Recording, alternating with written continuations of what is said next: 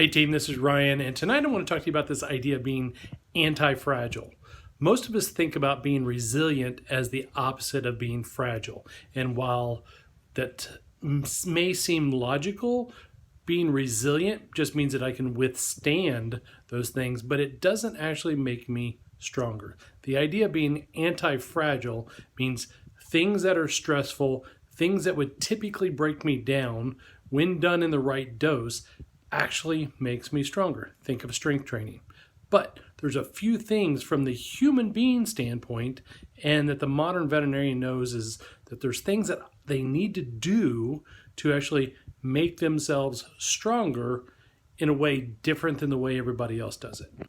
So tonight I'm going to give you 4 things that are going to be uncomfortable for most of you that will make you more anti-fragile. So those 4 things are: number 1, fasting. Fasting is a condensed eating time, more time away from eating. This is not starvation, this is fasting. And fasting will actually help you to lengthen your telomeres. It slows the aging process and allows your digestive system time to rest.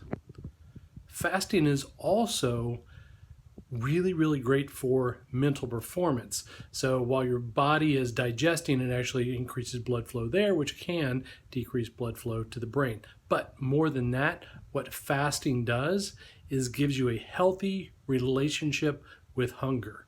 One of the things that most of us do is we get hungry and we eat, or even we may not even be hungry, we think we are, and we eat. Fasting is one of those things that will actually help us to develop a healthy relationship with hunger. That's number 1. Number 2, cold showers, right?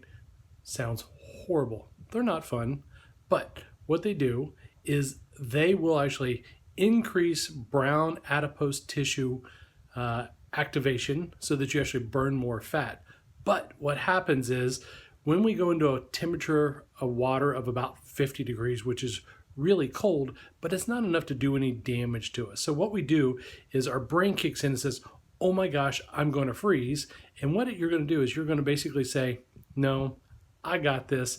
This is not going to kill me. I'm okay with it. And you're going to spend a few minutes in a cold shower. There's a whole protocol to it. We can talk about that later. Too much for this video. But yes, they suck, but it's a good kind of suck. Number 3, go outside barefoot. Like on concrete, on grass, on gravel, all of those things. Your feet are going to be tender at first, but what you're doing is you're actually activating parts of your brain that rarely get stimulated. So there's a lot of nerve endings in the bottom of the foot. I can tell you all about the numbers, but we don't have to. Stimulating the bottom of the foot, there's 26 bones, 33 joints in the foot. Most of them never get worked properly. We keep them in foot coffins. So if you want to become more anti-fragile, go for walks barefoot. I don't care about the whole what they told you in parasitology class. It is a good thing for you to go walking barefoot. And as the temperature changes, as it's doing now, as it gets more into fall, that is actually a good thing. It is also not going to damage you like most of us think that it will. So far we've covered fasting, we've covered cold showers, and we've covered walking barefoot. Number 4, the 4th thing that we're going to do to make us more anti-fragile is 1 to 2 days a month. What you do is you actually sleep on the floor on either a very thin mat or like a thin blanket on the floor so that your body can actually realign itself and actually sleep on what would be considered an uncomfortable surface. Most of us sleep on a highly padded bed all the time, and our body becomes adapted to that. And the more cushion that's under us, the more soft our body becomes. It adapts to that surface. If you go to a hard surface or you go camping and you actually sleep on the uneven ground, which is even better, with a sleeping bag, maybe a very thin pad, something like that, it is actually going to make you a stronger person because you only do it every now and then in short doses. So there you have it, the 4 things that you're going to do to make yourself more anti-fragile and finish 2019 strong. So we'll come back at you tomorrow.